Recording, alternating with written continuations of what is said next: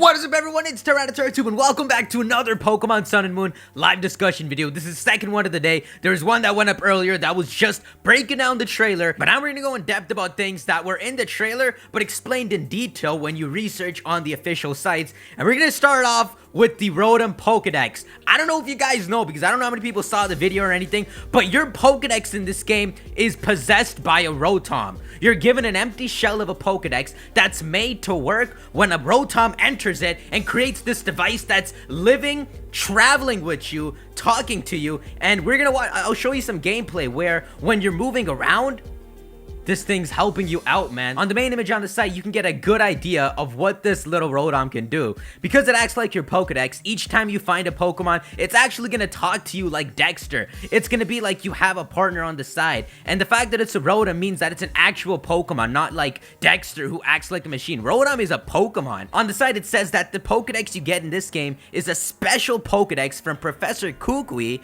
to support you in your travels. A Pokédex that's rare even in the Alola region. So that way, you probably wouldn't see trainers typically walking around with this. You'd probably be the only one in the region. Like, even the champion probably doesn't have to have one of these. Maybe some scientist would, but you'd probably be one of the only trainers to have this ROTOM buddy that may even follow you around. We don't know if it will, but it will actually tell you your current location, act like a GPS, and almost act like the bottom screen, how you remembered it in Heart Gold and Soul Silver. In fact, the whole interface thing we saw where you could minimize, maximize, and then slide out different options was probably the ROTOM's interface. Like, that's so epic. And if you notice, some of the Pokemon centers, or actually in your home, we couldn't notice any PC in the room, and possibly even in the Pokemon centers, there may not be a PC. And if that's true, maybe ROTOM acts like your PC. Maybe you can withdraw and deposit Pokemon, but the only way to heal them all together is to go to a Pokemon center. So this is all the American site gives you. They give you pretty much what you get in the trailer.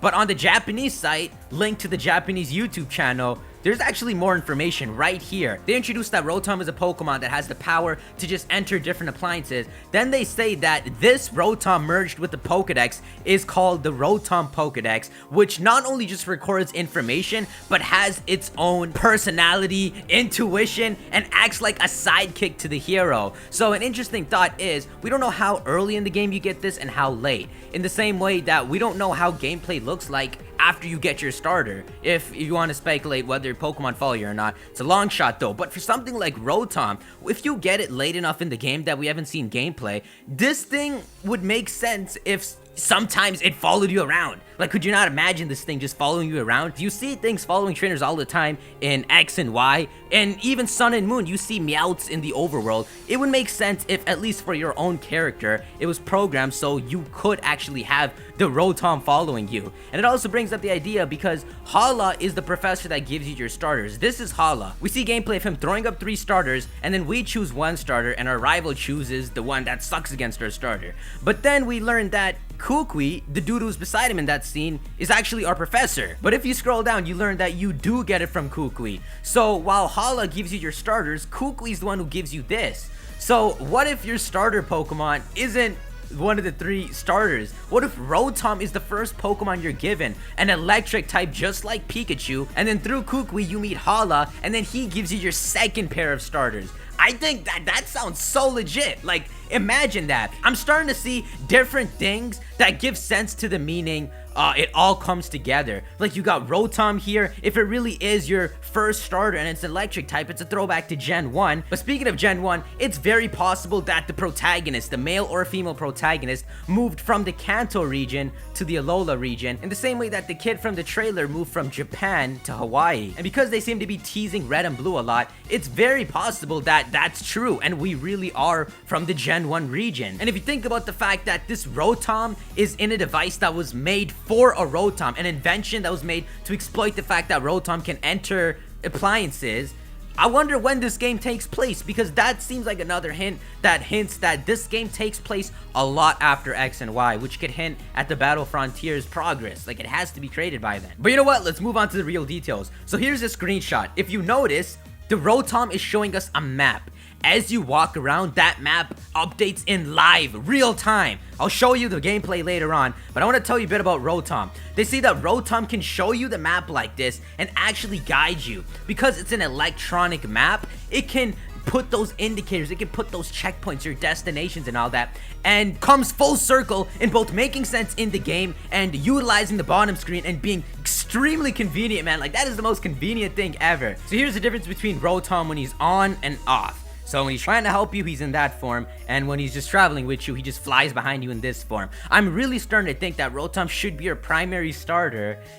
Whoa, man. All right, now let's check out the trailer. So it's a very short gameplay trailer, but it's brand new. We haven't seen any of this. 22 seconds of brand new gameplay, okay? Get ready. So this gameplay is actually the scene when you get your Rotom in your Pokédex, and the way they show it, it looks like you get a Rotom, like a baby Rotom, and a Pokédex. And then the two of them fuse together, and this is actually the Rotom Pokédex talking to you, introducing itself. And look at those graphics as you're walking out. If you notice on the bottom screen, it's updating perfectly in live time.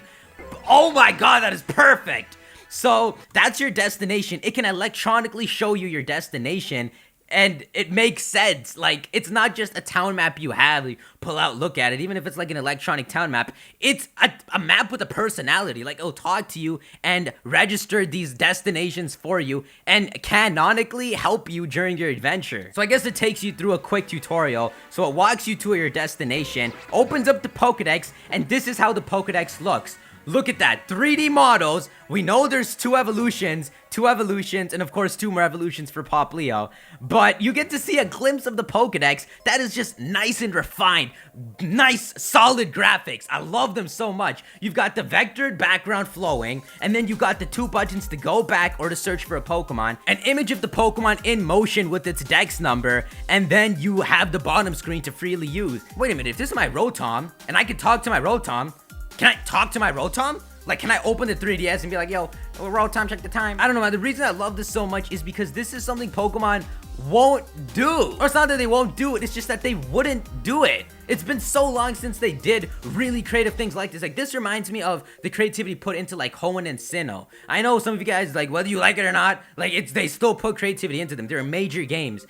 And with games like Diamond, Pearl, and Platinum, they planned the years after that. So they're like, okay, we're gonna have Shaman here, Darkrai here, and Arceus there. And that's why there are events. But instead of just distributing them, they actually had events where you could get the Oaks letter, you could get the membership pass, unlocking extra gameplay for you. It was creativity. So with the Rotom and the Pokédex, and talking to a living Pokédex, comes QR codes. If you can find a QR code to a Pokemon in the Pokédex, you can unlock its Pokédex entry. So it's almost like all these Pokédexes are finally connected together. I'm not the only one finding all the Pokemon from scratch, because I know Oak doesn't have, like, Oak gave me a starter. Why isn't it registered? But this finally shows that they're all connected, and by sharing QR codes, you can share the information. It's crazy, man. Pokemon. I mean, Masuda. Okay, so anyway, with the Pokemon, you can scan a QR code, register it into your Dex, and then it appears, your habitat appears. So what you could do is you can go into your Rotom, program it to show you the location of a Pikachu, and then when you go to an area, it'll show you where you can encounter it. So I'd assume if you're looking for, I guess, like a Wailord, and it's available in the water, it'll appear in the water and be like, yo, go to the water. That's crazy, man. Like, you have to admit, the top screen graphics, the full 3D models, and the full gameplay you've seen so far is amazing. But at the same time, the stuff that's been done to the bottom screen, the work with Rotom, did you see how smooth the animation was when you're opening up the Pokédex? It doesn't feel like separate screens. It feels like the same screen. It feels like you really just opened up the Rotom. Look at this. He's walking out of the Pokemon Center. Right here, the Rotom just appears up, and the Pokédex is underneath. Anyway, once you've caught the Pokemon, you can now share that Pokemon with others. Now, I wonder what this means, because here's the thing. I can catch a Pokemon, I can send it to someone, and it'll be like, okay, Route 4. But it's Route 4 for everyone. But is it? Is it possible that certain Pokemon can't be found in games, and then by sharing the QR code, they're available almost like swarms? Or imagine like a year from now when Pokemon Sun and Moon is out, they use this as a distribution system. They give us new QR codes for brand new Pokemon, like let's say the Mars Legendary, and then the event for the Mars Legendary is unlocked, or the Mars Legendary is just available in Sun and Moon. I don't know why I use Mars Legendary, okay? But it does make sense, man, if there is a mythical legendary for each of the planets. But man, the main big news of this is the Rotom Pokédex. This is something probably I would have seen in my dream like 2 years ago, and then finally appears. In the live stream, everyone was freaking out. Like, when Korokoro leaks, man, in like 2 weeks, I can't imagine how the scans are gonna look. I can't imagine seeing these scans. Like, let's pretend this trailer never happened. Can't imagine seeing those scans leak and being like, this scan is real? There is a Rotom Pokédex? mind freaking blowing, man. Like, this is the greatest thing revealed so far. It has to be. So anyways, that's all time for this video. Be sure to leave a like if you enjoyed it, and also let me know any speculation you have with the Rotom and with the Burst Heart crystal on your hand. It's really weird. Maybe you're giving it in the beginning of the game for the legendary. Maybe you're giving it because you can merge with your Pokemon. I really don't know. All I know is that I haven't been able to close my eyes since this news came out. See you in the next video. Peace.